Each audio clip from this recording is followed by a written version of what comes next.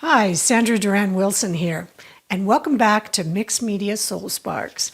Every week I try and bring you a few tips or new ideas or even new products that you might incorporate into your work. And today I call it Mixed Media Magic because I'm bringing together a lot of different things, and then I'm going to show you how to try them out in different ways. So the first thing I do is I use some of my photographs. I might photograph a background. Let's just say this is just a dry off sheet or, a panel that I'm just cleaning off leftovers onto. So I might have something, I might have a background. It's not usually a finished piece, and I have a photograph of it. And then I might have other photographs that I bring into Photoshop, and I combine them, and I create an image. And that's what I did, with this piece. And with the digital image, I can make it any size. I can start to alter it a bit, and I can have it printed onto different surfaces. My website will print on paper, canvas, metal, and different sizes, like I said. But what I'm going to show you right now is just something I printed out on my own on my Canon inkjet printer. And this is Kozo paper. And it's a 45-gram Kozo paper, so it's not transparent like some of the thinner papers are, but it is a little bit. You can see through it a little bit, but it's strong enough to hold up to what I'm going to do with it, and it goes through the printer very easily. So the first one I took, I printed it, and I adhered it to this wood panel. Now I'm going to put this other one on a different size, and I'm going to come back here and I'm going to show you some other steps I'm going to do to this one to enhance it even more. So I've started with different photographs. I've played with it in Photoshop. I've printed it out. I've mounted it, and now I'm going to paint on top of it again. So there's a lot of back and forth with it. But this was a pretty smooth panel, and there was painting on the background. This one has a lot of heavy texture. And this bump right here, it's pretty big. So I'm going to try and sand it back a little bit. This is a pretty heavy duty, I think 60 grit sandpaper. And then there's another big blob over here. But this is an experiment. So when I put this other piece on, after it dries a little bit, I'm going to try and sand that back as well. So when you go to do this, you're going to want to trim off this white edge. Now for the one that I already mounted, that was an 8 by 10, and that was the size of the print that I had done. This, I'm only going to use part of the print. And that's the great thing about this. So let's say you have an image that you do like, that you created in the same way that I did. Or perhaps you're just going to print out a photograph or that you took, or you're going to print out one of your other paintings and you want to change the scale of it. This is another great way to take something that is larger, make it smaller, or smaller, make it larger. Lots of ideas. But this area that is the lighter color, that's going to be the area that might show through the most. So I'm going to say, which way do I want to do this? Do I want those lines coming through there, coming through here? I could put the whole thing on, or I could even start to cut it and tear it a little differently.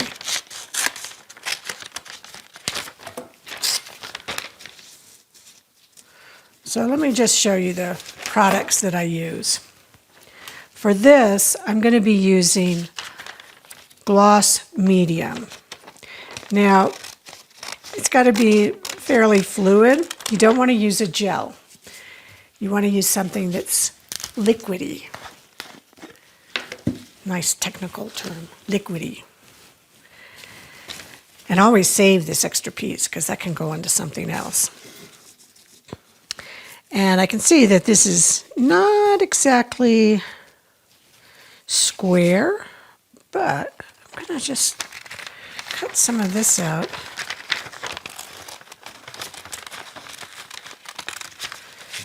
Just see what happens there. Interesting. I've got just water on my brush. Get some of it off.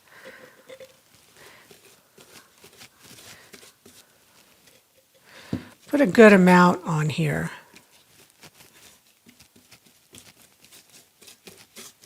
Especially since there's a lot of texture.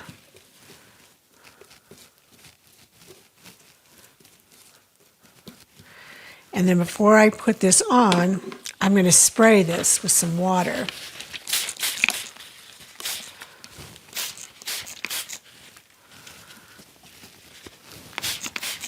Kind of both sides. And what that's going to do is it's going to help it go flat and allow me to move it a little bit.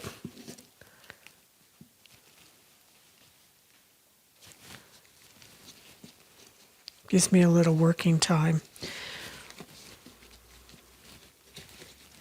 Get the air bubbles out.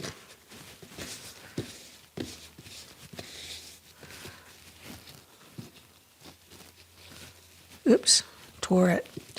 Well, that's another thing you can do. Now here's a thought. What if I just take this, but I put it in with a little space in between.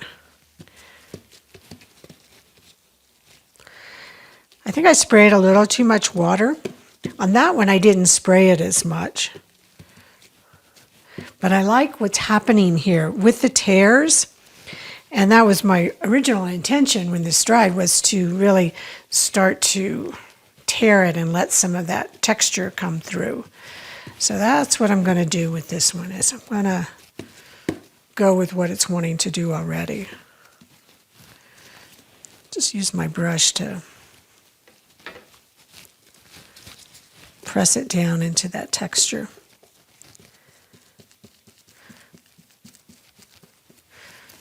A little too much water on there, so.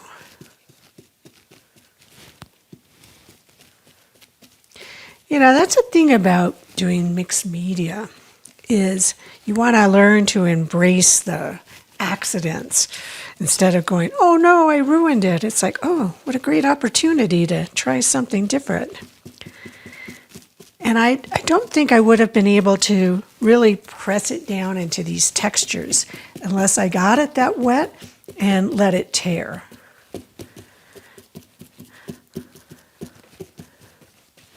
Okay, so this, I'm going to let it, see if you can come in for a real close-up on this. I'm just going to pull that over because it wasn't all the way to that edge. And because I'm like letting it tear, I kind of like what it's doing. I might tear it in a few other places. And I like what happened there with that little bit of glitter coming through.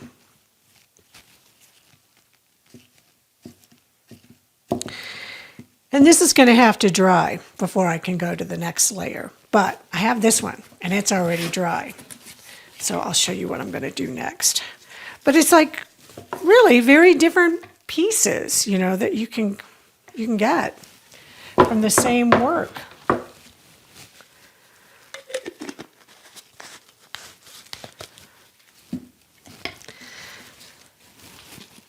So if you can look in here closely, you're going to see that there's some texture, same kind of thing from when I was pressing that one down. And I've got some different markers. These are distress crayons, and I've been playing with them right along in here, that kind of bringing back some of the color, adding some depth to it. And These are really, really rich. They're softer than an oil pastel.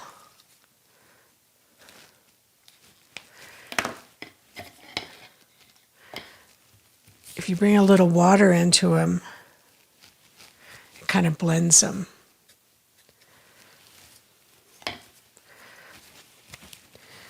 I could come down here with a little bit more of this green. Maybe I'll even add some more marks over into here. So I'm basically taking my painting and I'm enhancing it, I'm changing it a bit. I like how that kind of brought up that color a bit. There's a different one. These are fiber tip pins by Statler. I'll have like all the links for these supplies in the extended notes. This one I can come in here and it's a finer tip. You can start to accentuate some areas.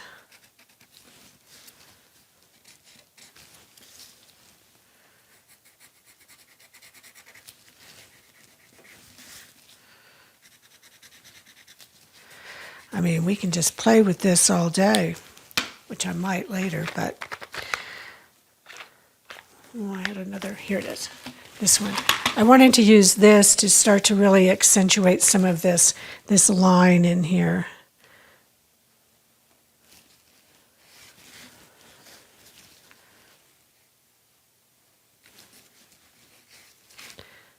And now, whenever I get to a place where I think, okay, well, I think I might be done with that.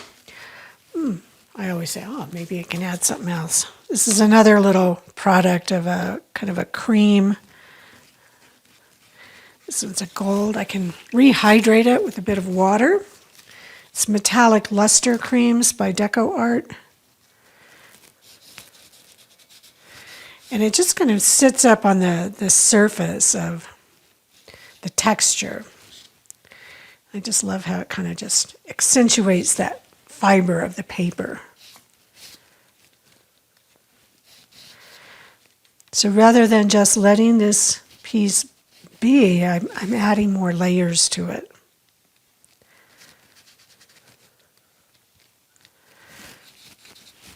Okay.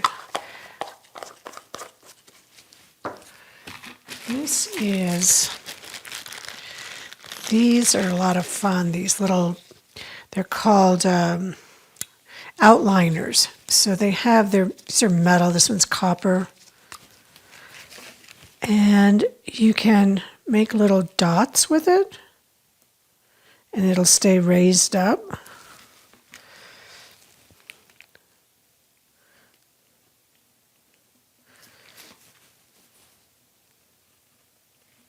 You can come in with gold or black, even make them in white.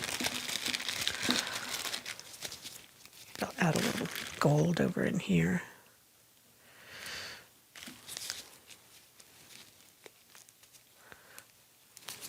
I think I gotta open this one. There we go. Yeah, you can see how that starts to show up over that dark color.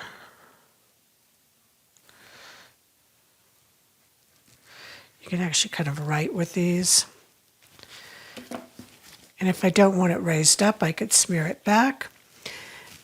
The other thing I have is a crackle medium. And I'm just going to add some of the crackle medium right into the center of this circle.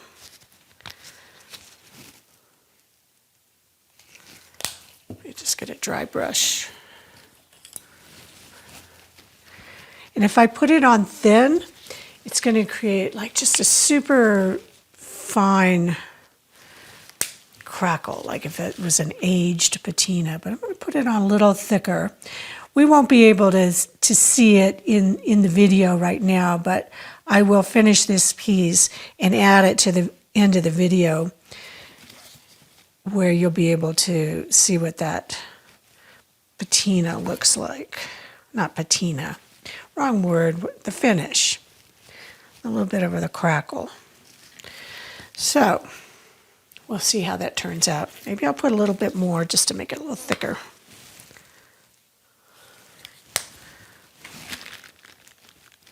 Because the paper's really going to absorb it. I'm using a fan brush to help go around the circle.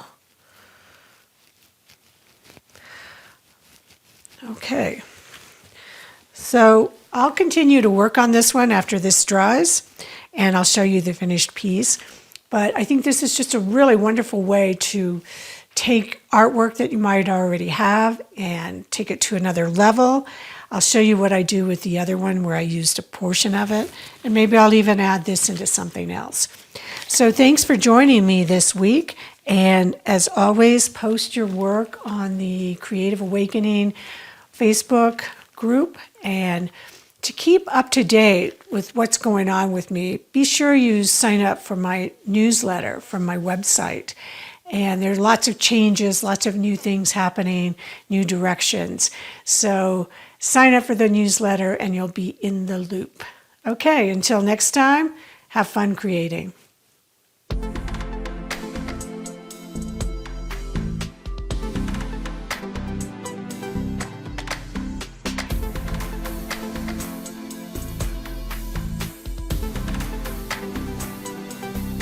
Join the Creative Awakening community on Facebook, where you'll be able to post your art, connect with other creatives around the world, and ask questions. Use the hashtag #MixedMediaSoulSparks when posting your work on social media. Thanks for joining me,